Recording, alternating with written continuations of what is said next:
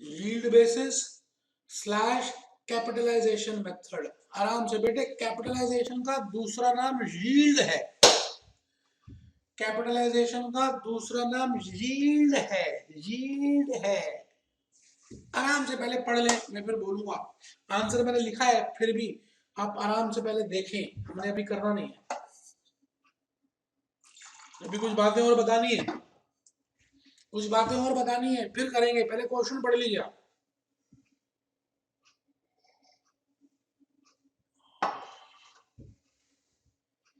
Calculate the value of one equity share. एक equity share की value निकालनी है।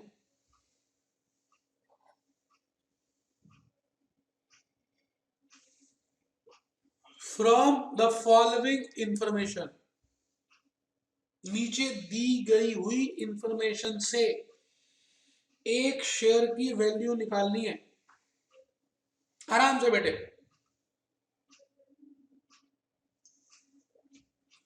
60,000 equity shares of ₹10 each, ₹7 paid up,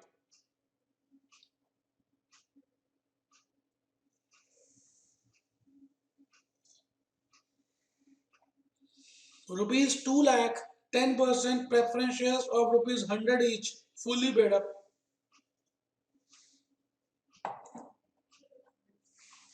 Expected annual profits before tax rate, transfer to general reserve, normal rate of return, कुछ बातें आपको दी हुई है। अब मेथड देखिए, मेथड नहीं लिखा तो पेपर में कैसे पता चलेगा कौन सा मेथड फॉलो करना है, वो भी बताऊंगा। क्वेश्चन पढ़ लिया जी। मैं अब एक बात कहना चाह रहा हूं आप सभी को, ध्यान से देखिएगा मैं क्या कहना चाह रहा हूं। मैं आपसे ये कहना चाह रहा हूं कि कैपिटलाइजेशन मेथड में हम मेथड फॉलो कर रहे हैं earning capitalisation. Earning capitalisation method में हमने एक फॉर्मूला यूज किया था, actual earning rate. Actual earning rate upon normal rate, normal earning rate. Actual earning rate क्या है, जो वो कंपनी कमा रही है, upon normal earning rate into paid up value पर इक्विटी शेयर। बेटे ये तो फॉर्मूला था जो आपने अभी अभी मुंह जबानी कर लिया। बेटे अब मैं आपसे पूछूं कि एक्चुअल अर्निंग रेट कैसे निकाल सकते हैं। बड़ा सिंपल है बेटे, एक्चुअल अर्निंग रेट को भी निकाल सकते हैं। बेटे ये मान के चलिए कि मैं सब कुछ इक्विटी शेयर होल्डर्स की वैल्यू निकालने के लिए कर रहा हूं, क्योंकि इक्विटी शेयर होल्डर से लास्ट में बच जाते हैं जो असली में मालिक होते हैं। तो मैं लिख रहा हूं, मैंने लिखा profits available to equity shareholders, profits available to equity shareholders, profits available to equity shareholders upon equity share capital into 100, into 100। बेटे इसको हम कहते हैं एक्चुअल अर्निंग रेट, कि कितने प्रॉफिट्स हैं और कितनी कैपिटल है। प्रॉफिट्स और कैपिटल की दर को निकालना, प्रॉफिट्स और कैपिटल की दर को निकालना is named as actual earning rate. एक बच्चा कहता मास्टर जो पागल है, ये तो बता कि profits available to equity shareholders कैसे निकलते हैं। बता रहा हूं, ठंड रख लो।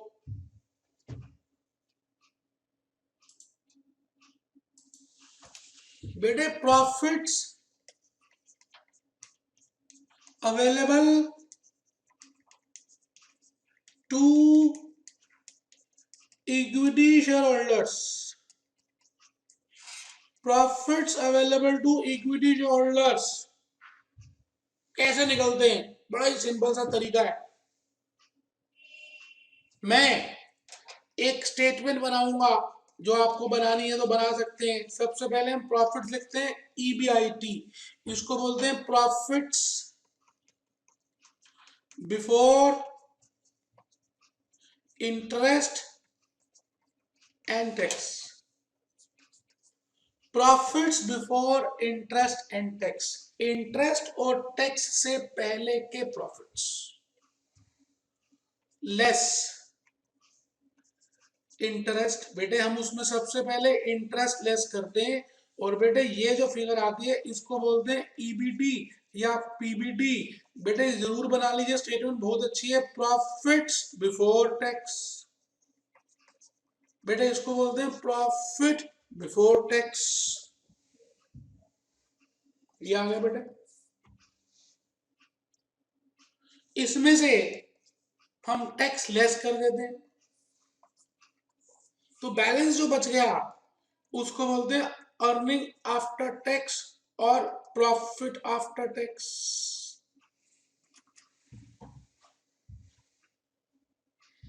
बेटे जो टैक्स लेस कर दिया उसके बाद जो बचा उसको बोलते हैं प्रॉफिट आफ्टर टैक्स और अर्निंग आफ्टर टैक्स।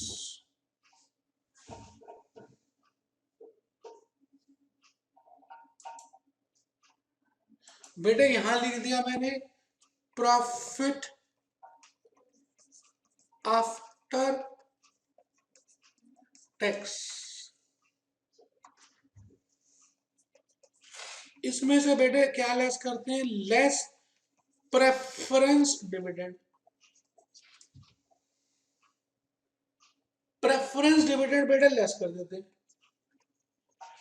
और अगर मान के चलें कि कुछ ट्रांसफर टू रिजर्व भी करना है तो लेस ट्रांसफर टू रिजर्व्स। हम बेटे रिजर्व्स में से भी लेस कर देते हैं, जो भी रिजर्व्स का देना है। लो बेटे, बैलेंस जो बच गया इसको बोलते हैं profits available, profits available to equity shareholders. ये है बेटा profits available to equity shareholders, इसको बोलते हैं बेटे profits available to equity shareholders. आराम से मैं भी एक एग्जांपल दूंगा, समझ आएगा, आराम से देख लें मैंने क्या किया है।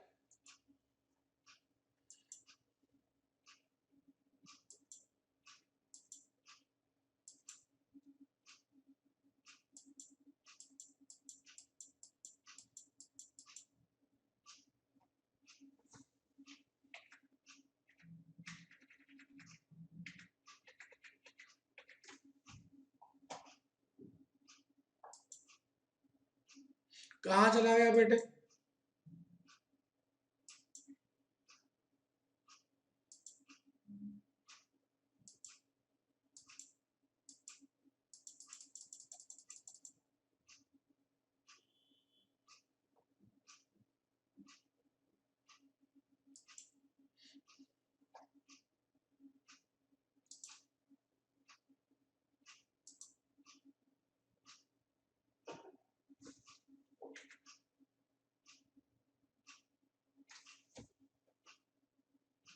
ये बेटे क्लोज ही कर रहा हूँ, ज्यादा दिक्कत कर रहे हैं। तो देखिए इतना बढ़िया लिखा था और रब भी हो गया, कोई बात नहीं, दोबारा लिखूंगा बेटे, प्यार है ना आपसे।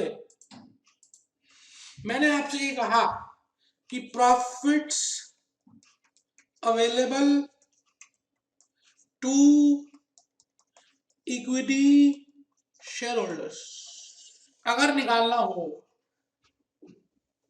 तो हम कैसे निकालेंगे। EBIT सबसे पहले लिखा हमने,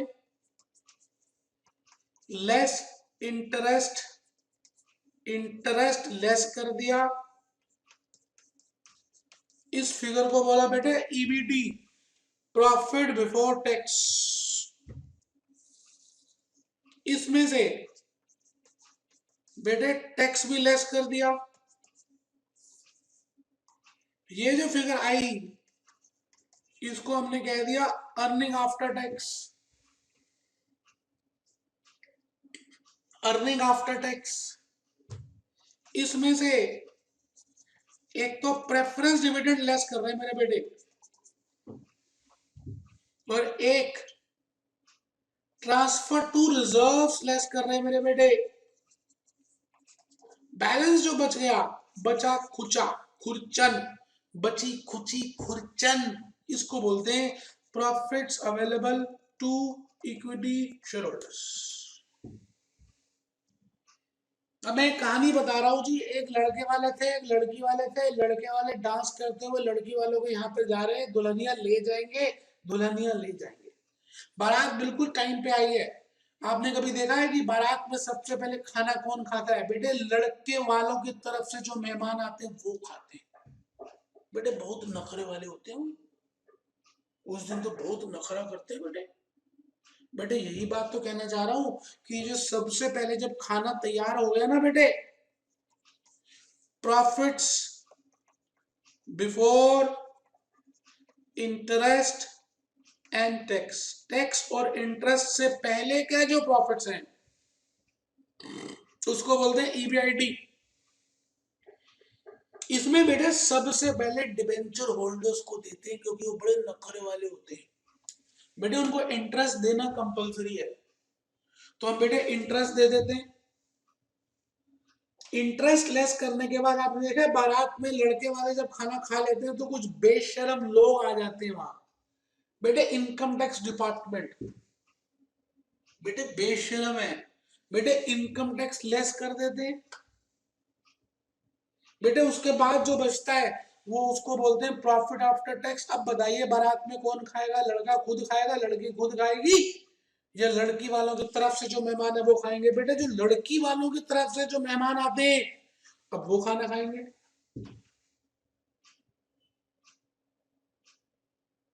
अब बेटे अगर वो खाना खाएंगे, अगर वो खाना खाएंगे तो बेटे मैं आपको बता दूं कि उनको बोलते हैं preference share holder, preference dividend, preference dividend, preference share holders. बेटे प्रेफरेंस डिविडेंड लेस करेंगे। आपको पता है लास्ट में लड़के को बुलाते हैं, लड़की को बुलाते हैं, और रिश्तेदार सामने बैठ जाते हैं और वीडियो कैमरा वाला सामने खड़ा हो जाता है। बेटे उस दिन ये कैमरा वाला कहता है मैम आप इनको खिलाइए खाना, इनको कहता है ये आप इनको खिलाइए। मैं आप तो यही कहना चाह रहा हूँ कि ये दोनों एक दूसरे को खाना खिलाते हैं। उस दिन तो खाना भी नहीं खा पाते ढंग से, क्योंकि फेस में इतना सारा तो फेशियल लगा होता है, फेस में फेशियल लगा होता है मेरे बेटे, चेहरा भरा होता है। तो लेकिन जो आखिरी में बच जाता है वो होता तो लड़के और लड़की का ही है। घर में ले जाते हैं अगर खाना ज्यादा बच जाए, एक हफ्ते तक, एक हफ्ते तक बेटे गरम कर करके खाते हैं मेरे बेटे, क्योंकि वो प्रॉफिट्स किसके होते हैं? Available to equity shareholders. Profits available to equity shareholders. तो यही बात मैं आपको कहने जा रहा हूं कि profits available to equity shareholders इस तरीके से निकलता है। ठीक है जी। तो चलिए मैं क्वेश्चन नंबर 4 करने जा रहा हूं, जो मैंने अभी अभी आपको दिखाया था। एक बार पढ़ ले, क्योंकि 1 मिनट हो गया उसको पढ़े हुए। मैं कुछ बातें लिखवाऊंगा इसमें।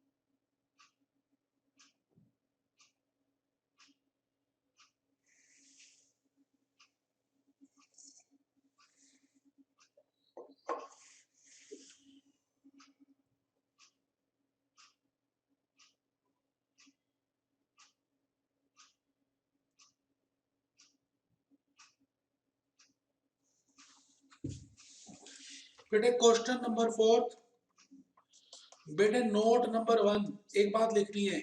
In case method of valuation of equity shares has not been specified। ये लिख रहा हूं क्योंकि आप अभी कर रहे हैं, पहला या दूसरा तीसरा क्वेश्चन है, अभी 4-5 क्वेश्चंस कर लेंगे तो आपको खुद पता चल जाएगा कौन सा मेथड करना है, भले मेथड का नाम नहीं भी लिखा हो। देन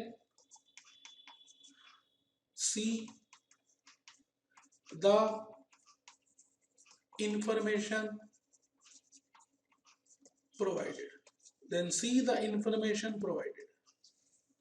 अगर आपको मेथड नहीं बताया गया तो आपको इंफॉर्मेशन देखनी है कि क्या प्रोवाइड है।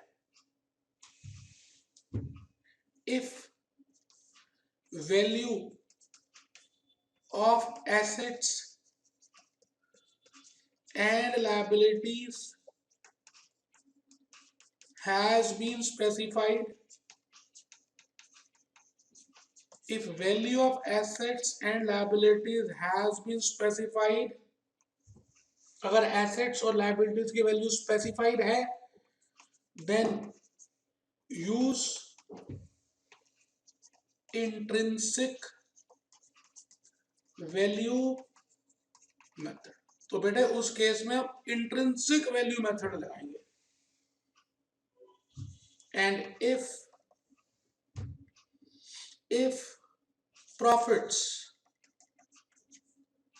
Etcetera has been specified, profits normal rate of return etcetera में normal rate of return, profits normal rate of return etc has been specified in the question,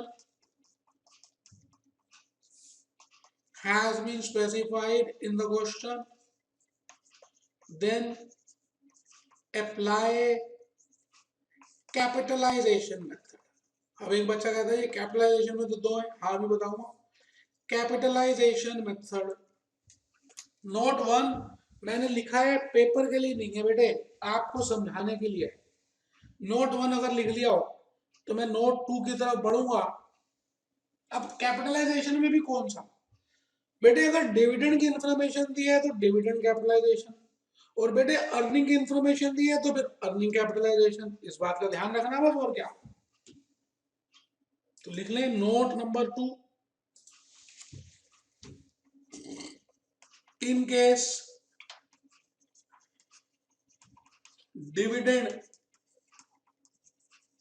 information has been specified, अगर dividend की information given है, in case dividend information has been specified, then we will apply dividend capitalization method।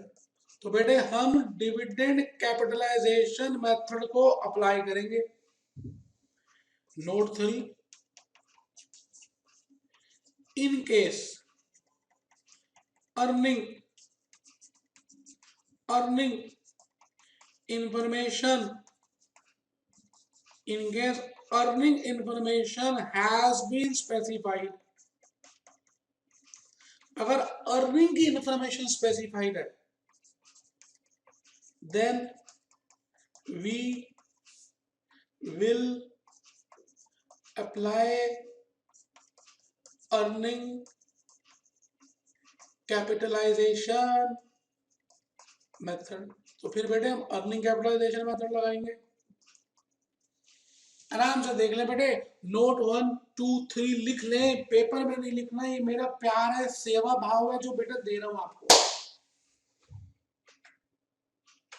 आराम से बेटे, आराम से, बड़े मोहब्बत से पढ़ा रहा हूं बेटे। इतना तो फायदा फेस टू फेस में नहीं होगा जितना आप अगर ध्यान से मेरी पेन ड्राइव या ऑनलाइन क्लासेस देखेंगे।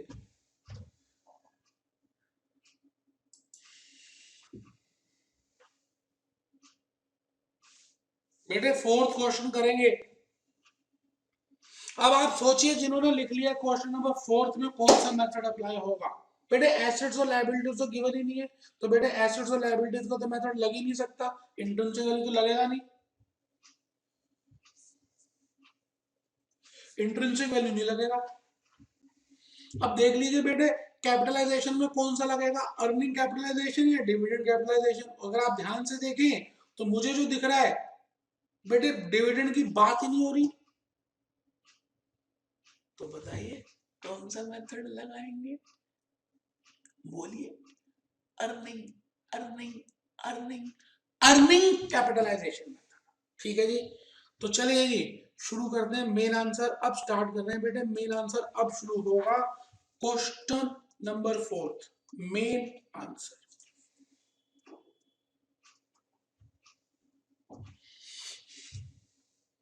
स्टेटमेंट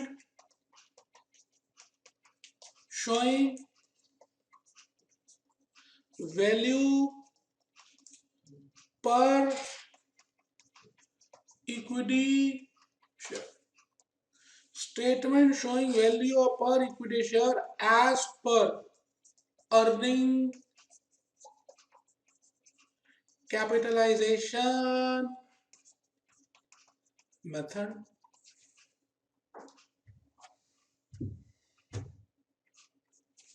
बेटे अर्निंग कैपिटलाइजेशन मेथड का फॉर्मूला लिख रहा हूं मैं, वैल्यू पर इक्विटी शेयर का फॉर्मूला लिख रहा हूं, actual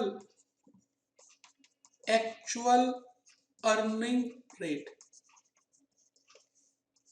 upon normal earning rate into paid up value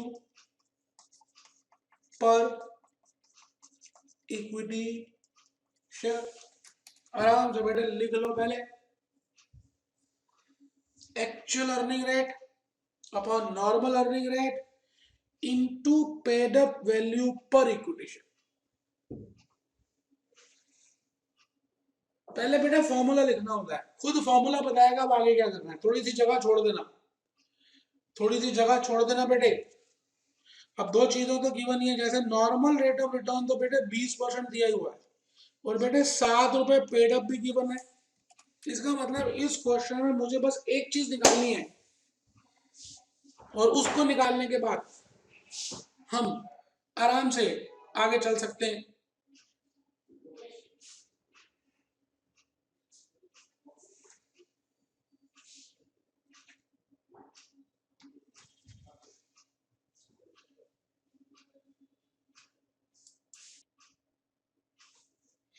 चलिए बेटे, क्या कर लिया बेटे, लिख लिया आप सभी ने?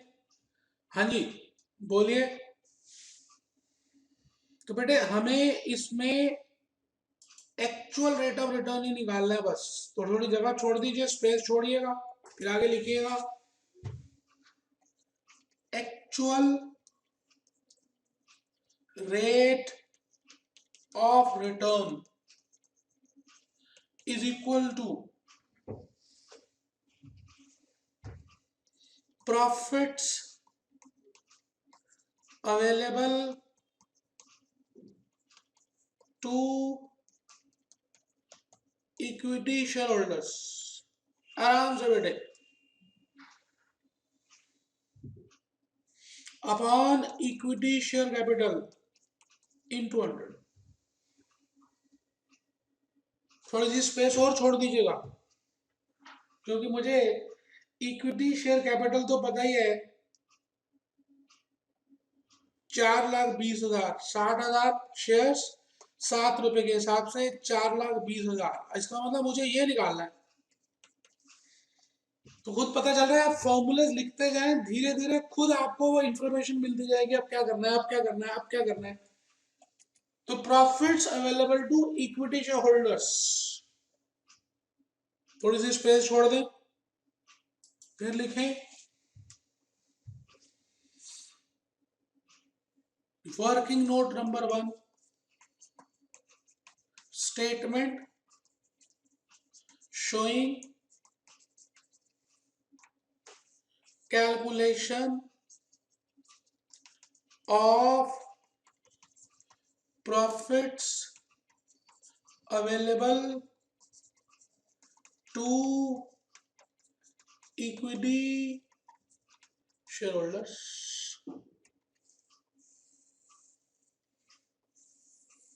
आराम से बैठे। Statement showing calculation of profits available to equity shareholders. कैसे निकालेंगे? मैंने बताया, आप सबसे पहले लिखते हैं ईबीआईटी, फिर लेस करते हैं इंटरेस्ट, फिर ये जो फिगर आती है बेटे इसको बोलते हैं ईबीटी। बेटे इसमें से लेस करते हैं टैक्स, फिर फिगर आती है अर्निंग आफ्टर टैक्स।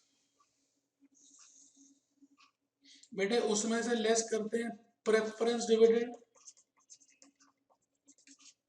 फिर लेस करते हैं transfer to reserve,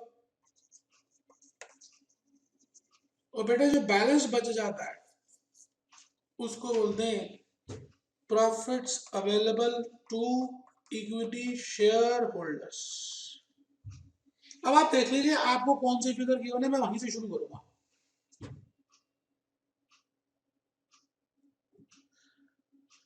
before tax की फिगर गिवन है बेटे, ये यहां दी हुई है मेरे को, तो मैं यहां से टेबल शुरू कर दूंगा। 4 लाख रुपए मुझे फिगर गिवन है, अर्निंग बिफोर टैक्स 4 लाख, तो मेरे को टैक्स लेस करना है।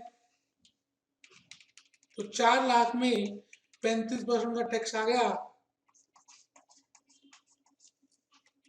बैलेंसिंग फिगर बच गई जी 2,60,000।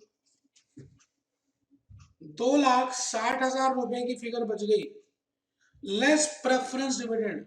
बेटे 10% देना है, बेटे 2 लाख के ऊपर देना है, बेटे 20,000 आ गया, तो 20,000 यहां से लेस कर दीजिए।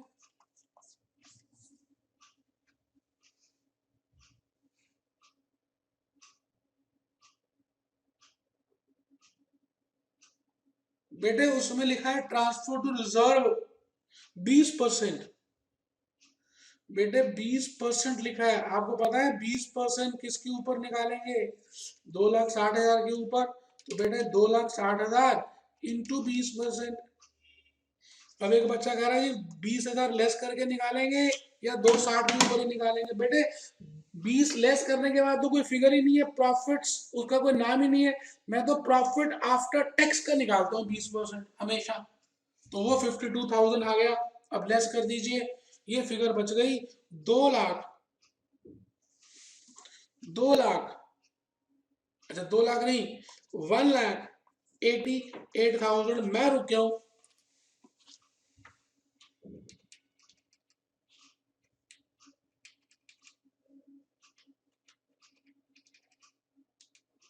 ये आ गया बेटे 1,88,000।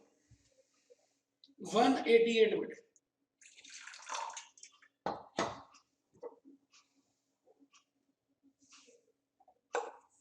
इसका नाम है profits available to equity holders.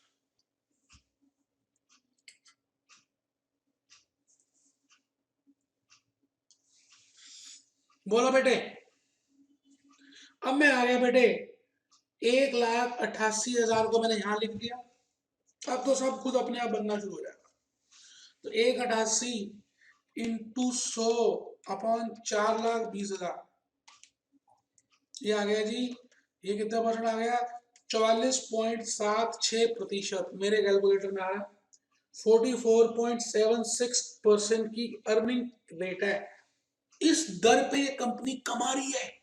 अब आप बताइए, एक कंपनी इस दर पे कमा रही है और ज्यादातर कंपनियां 20% कमाती हैं, तो इसकी तो वैल्यू ज्यादा होनी चाहिए ना 7 रुपए से।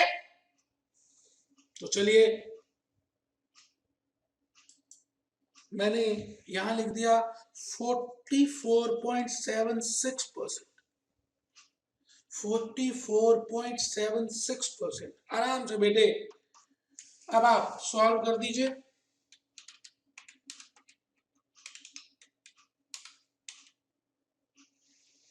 ये आ गया बेटे, ये आ गया, ये आ गया बेटे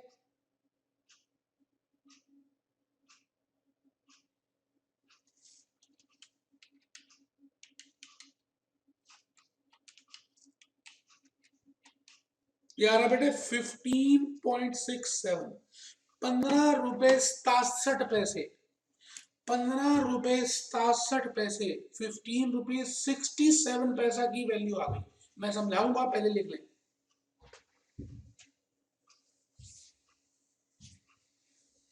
इसको दूसरी तरह से समझेंगे, अभी लिख लीजिए आप कि अगर एक कंपनी का रेट 20% है कमाने का दर, तो मैं अगर कमाने का दर 20% है तो एक शेयर की वैल्यू 7 रुपए है, और अगर 44.67% है कमाने का दर, तो एक शेयर की वैल्यू कितनी होगी। ऐसे भी तो कर सकते हैं, कितनी होगी। तो बेटे 44.67 इंटू 1 या इंटू 7/20, ये बेटे मैंने 15 रुपए 67 पैसे एक शेयर की वैल्यू निकाल ली। इसको बोलते हैं अर्निंग कैपिटलाइजेशन मेथड। कितने प्यार से और मोहब्बत से कराया बेटे। अब मैं चाहता हूं कि आप सभी होमवर्क लिख लें, हम अगली क्लास में फिर मिलेंगे और कुछ ज्यादा समझेंगे। तो आप होमवर्क में लिख लें, 4th क्वेश्चन को रिपीट करना है, 5th 6th 7th, बेटे ये सब हो जाएंगे, 5th 6th 7th हो जाएंगे, 8th 4 क्वेश्चंस कर लीजिए, एक पहले रिपीट कीजिए। मुझे लगता है कि अगर आप घर में कुछ क्वेश्चन जरूर करें, अगर पहले, भले आप वीडियो क्लासेस देख रहे हैं, भले आप पेन ड्राइव से देख रहे हैं, भले अगर फेस टू फेस भी अटेंड कर रहे हैं, बेटे जब तक हम खुद नहीं करेंगे समझ नहीं आएगा। तो बेटे खुद करना है। भगवान कृष्ण ने यही बात बोली है, कर्म कर फल की इच्छा मत कर। बेटे फल गलत भी आ जाए तो क्या हो गया, हिम्मत करनी है और बढ़ना आगे। ठीक है जी, तो हम सब फिर अब लेक्चर नंबर 3 में मिलेंगे। तो इन्हीं बातों के साथ मैं कहना चाहता हूं, be happy, B jolly, B cheerful. Be happy, B jolly, B cheerful. आप सभी जरूर बोले be happy, be happy, be happy, B jolly, B jolly, B cheerful. ठीक है जी, तो मिलते हैं दोस्तों। Be happy, B jolly, B cheerful.